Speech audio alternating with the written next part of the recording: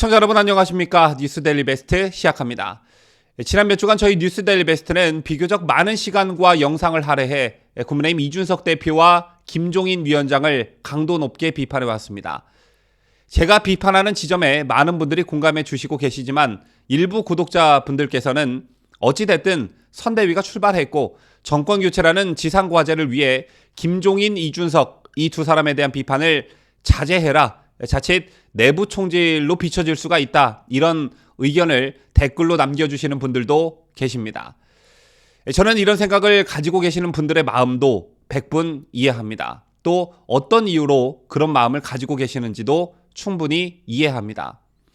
하지만 김종인, 이준석 이 두 사람이 정권 교체의 걸림돌이 되고 우리 보수우파 진영에 해가 되는 언행을 일삼는다면 그때마다 지적할 것이고 비판할 것이고 그걸 영상으로 기록해 두려고 합니다.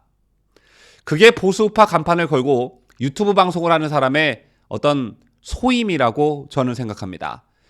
잘못된 점은 반드시 지적하고 비판해서 우리들의 목소리가, 우리 우파 진영의 목소리가 정치권의 큰 울림으로 전달될 수 있도록 하는 본연의 역할을 멈추지 않겠습니다.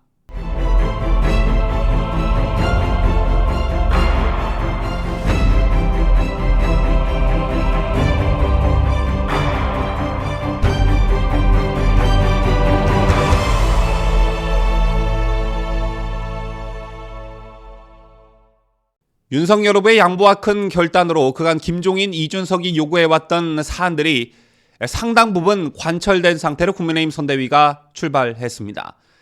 어제는 윤석열, 김종인, 이준석, 김병준 등 주요 선대위 인사들이 참석한 상태에서 첫 중앙선거대책위원회 회의가 열렸죠.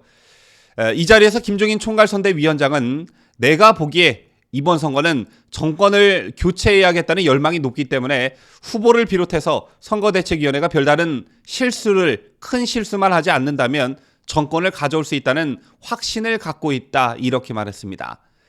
이번 대선 선거 구도가 워낙 유리한 상태에서 출발하기 때문에 자책골만 넣지 않으면 대선 승리가 가능하다는 것인데요.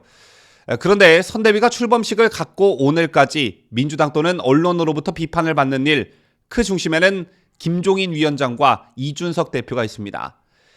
김종인 본인이 큰 실수만 하지 않으면 된다고 해놓고 자신은 물론 이준석까지 크고 작은 사고를 벌써부터 친 것인데요. 자, 우선 국민의힘 선대위는 공동선거대책위원장의 피부과 전문의 함익병 씨를 내정했죠. 그런데 함 씨의 과거 발언을 둘러싼 논란이 커지자 임명 반나절 만에 인선을 철회했습니다.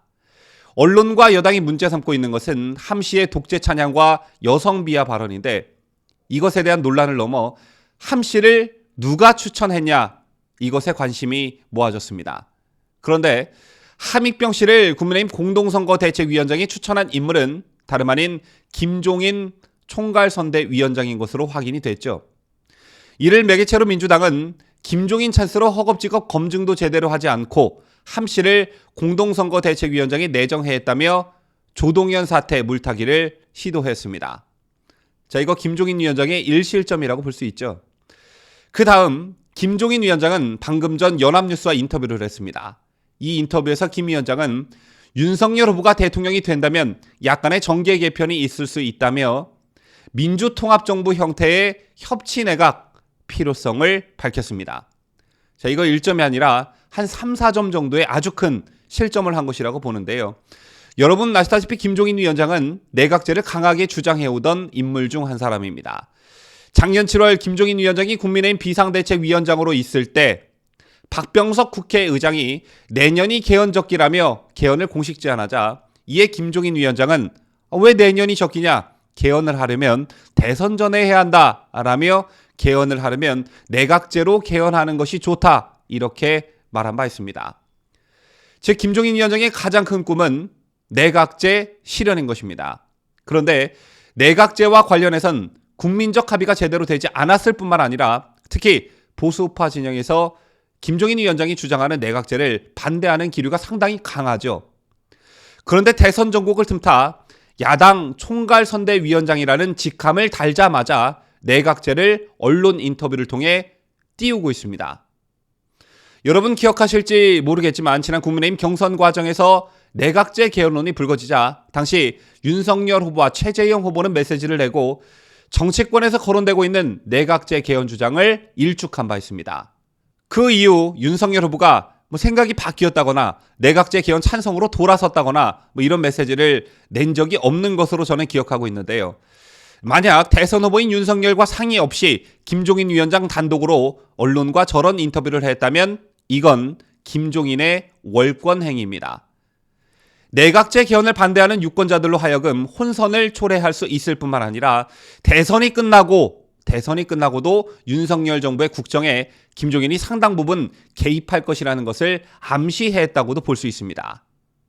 여러분 아시다시피 김종인 위원장은 더불어민주당과 국민의힘을 넘나드는 사람이죠.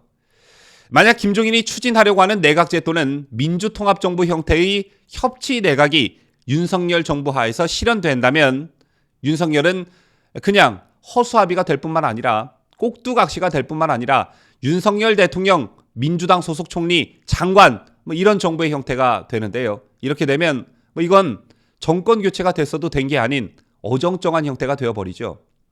아마 이런 꼴 보려고 여러분들께서 닥치고 정권 교체하자며 윤석열 후보를 지지하는 건 아닐 거라고 생각합니다. 자, 이제 이준석 대표의 실점 얘기를 좀 해보도록 하겠습니다.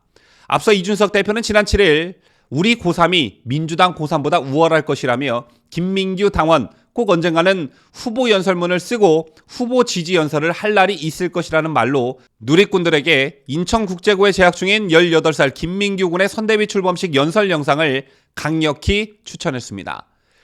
그러자 민주당이 이걸 강하게 문제 삼고 나선 것인데요. 특히 더불어민주당 인천광역시당 대학생위원회는 히틀러와 다름없는 이준석의 우월성이라는 논평을 내고 과거 19세기 나치 독일을 만들어낸 히틀러가 내세운 슬로건이다. 특정 집단을 우월하게 여기며 치켜세우는 동시에 나머지 집단은 비열하고 무능하게 표현하였다. 이런 비판 논평을 냈는데요. 자, 우선 국민들을 갈라치기해서 갈등을 유발해 이를 정치에 이용하는 건 문재인 정권과 민주당이 전 세계에서 가장 잘하는 일이죠. 지난 5년간 문정권과 민주당의 행태는 왜 침묵하고 있다가 야당 대표 말 한마디에 떼거지로 달려드는지 이게 청년들이 가진 순수성인지 일단 묻고 싶습니다. 그렇다고 이준석 대표를 마냥 두둔할 수도 없는 노릇이죠. 며칠 전 더불어민주당 황운하 의원의 발언이 큰 논란이 되었던 적이 있었습니다. 황 의원이 자신의 SNS에 윤석열 후보의 지지자들을 저학력, 빈곤층, 고령층이라고 썼다가 비판 여론이 강하게 일자 이를 삭제하는 일이 있었는데요. 이준석이 꼭 황운하 같은 행태를 보인 것입니다. 일반 대중들은 지지자들끼리 비판할 수도 있고 서로 싸우기도 하고 논쟁을 벌이기도 합니다. 하지만 정치인은 국민을 대상으로 하는 비판을 삼가해야 하죠. 특히 그 대상이 어린아이와 청소년이라면 더욱 말을 조심해야 합니다. 그런 측면에서 볼 때 이준석도 선대위가 출범하자마자 실점을 한 것이라 볼 수 있습니다. 지금까지 김종인과 이준석 이 두 사람이 어떤 잘못을 했고 어떤 실점을 했는지 여러분께 상세히 보도를 해드렸습니다. 이런 게 바로 김종인 리스크, 이준석 리스크라고 생각하는데 여러분들의 생각은 어떠신지요? 지금까지 저는 자유대한민국을 수호하는 뉴스데일리 베스트 민앵커였습니다.